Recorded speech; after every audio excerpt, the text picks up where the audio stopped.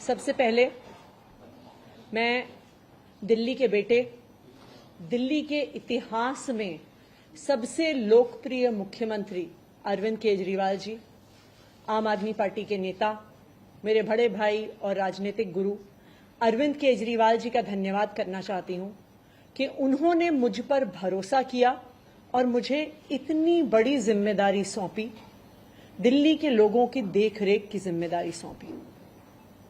लेकिन आज मैंने मुख्यमंत्री के तौर पे शपथ ग्रहण जरूर किया है, लेकिन ये मेरे लिए, हम सबके लिए एक बहुत भावुक क्षण है जब अरविंद केजरीवाल जी दिल्ली के मुख्यमंत्री नहीं हैं। अरविंद केजरीवाल जी वो व्यक्ति हैं जिन्होंने पिछले 10 सालों में दिल्ली की तस्वीर को बदल डाला, जिन्होंने पिछले 10 सालों में दिल्ली की आम लोगों की जिंदगी को बदल डाला। अरविंद केजरीवाल जी वो व्यक्ति हैं जिन्होंने दिल्ली में रहने वाले एक आम इंसान का, एक गरीब इंसान का दर्द समझा, उनके रोज रोज का संघर्ष समझा। उन्होंने समझा कि एक आम परिवार के लिए किस तरह से अपना घर चलाना मुश्किल होता है। अरविंद केजरीवाल जी वो व्यक्ति हैं जिन्होंने दिल्ली वालों को फ्री बिजली दी, 24 घंटे बिजली दी। अरविंद केजरीवाल जी वो व्यक्ति हैं जिन्होंने दिल्ली के सरकारी स्कूलों में पढ़ने वाले बच्चों का भविष्य बदल डाला, उनको जिंदगी में एक नया अवसर, आगे बढ़ने का अवसर दिया। अरविंद केजरीवाल जी वो व्यक्ति हैं जिन्होंने दिल्ली की महिलाओं को शिक्षा में, रोजगार में आगे बढ़ने का मौका दिया, फ्री बस यात्रा देके। अरविंद केजरीवाल जी वो व्यक्ति हैं जिनकी वजह से आज दिल्ली के लोगों को अपने परिवार के सदस्य का इलाज करवाने के लिए अपने गहने नहीं गिरवी रखने पड़ते, अपने घर नहीं गिरवी रखने पड़ते, क्योंकि सरकारी अस्पतालों में अच्छा इलाज होता है। तो जब अरविंद केजरीवाल जी दिल्ली के मुख्यमंत्री नहीं रहते तो ये हम सब के लिए एक बहुत मुश्किल और एक भावुक घड़ी।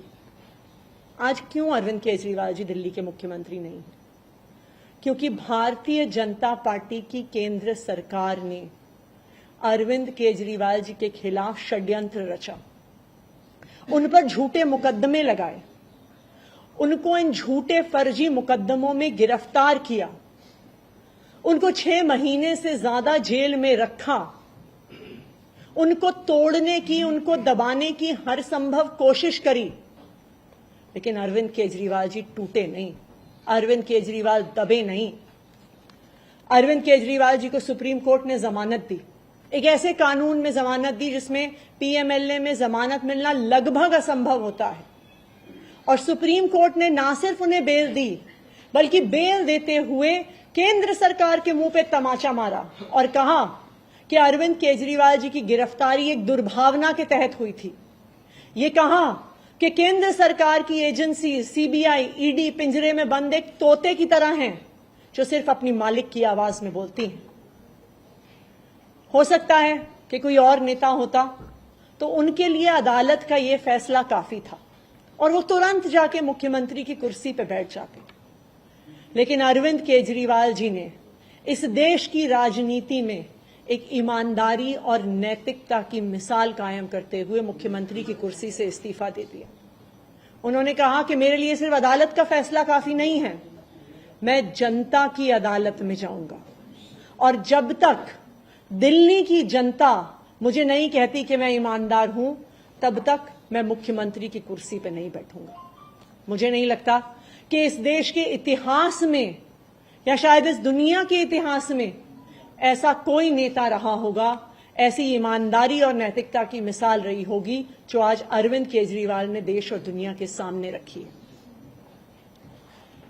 अब हम सभी दिल्ली वालों को मिलकर एक ही काम करना है, अरविंद केजरीवाल जी को फिर से फरवरी में होने वाले चुनाव में दिल्ली का मुख्यमंत्री बनाना है।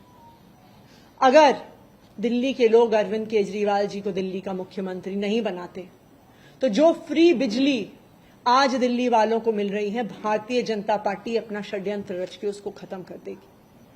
जो सरकारी स्कूल अरविंद केजरीवाल जी ने सुधारे हैं वो फिर से बदहाल हो जाएंगे, मोहल्ला क्लिनिक बंद हो जाएंगे, अस्पतालों में इलाज बंद हो जाएगा, महिलाओं की फ्री बस यात्रा बंद हो जाएगी। तो 2 करोड़ दिल्ली वालों को मिलकर फिर से अरविंद केजरीवाल जी को दिल्ली का मुख्यमंत्री बनाना है।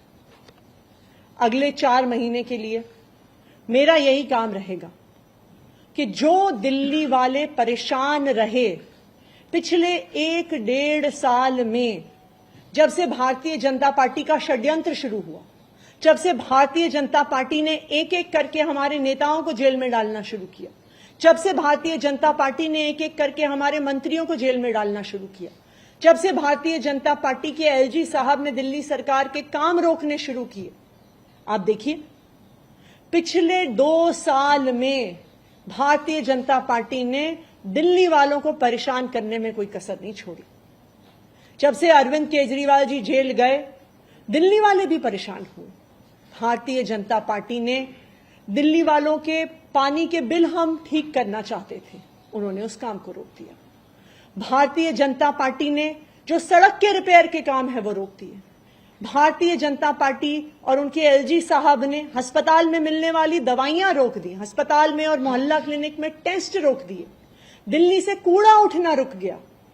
लेकिन मैं आज आपको आश्वासन दे रही हूं कि अब अरविंद केजरीवाल जी जेल से बाहर आ गए हैं और उनके मार्गदर्शन में दिल्ली में कूड़ा भी उठेगा, सड़कें भी ठीक होंगी, पानी के बिल भी ठीक होंगे, दिल्ली में जो सीवर की समस्या है वो भी ठीक होगी, जो दवाइयां नहीं मिल रही हैं उसको भी हम ठीक करेंगे। मैं दिल्ली वालों को यह आश्वासन देना चाहती हूं कि अब अरविंद केजरीवाल जी जेल से बाहर हैं, भारतीय जनता पार्टी का कोई भी षड्यंत्र हम सफल नहीं होने देंगे।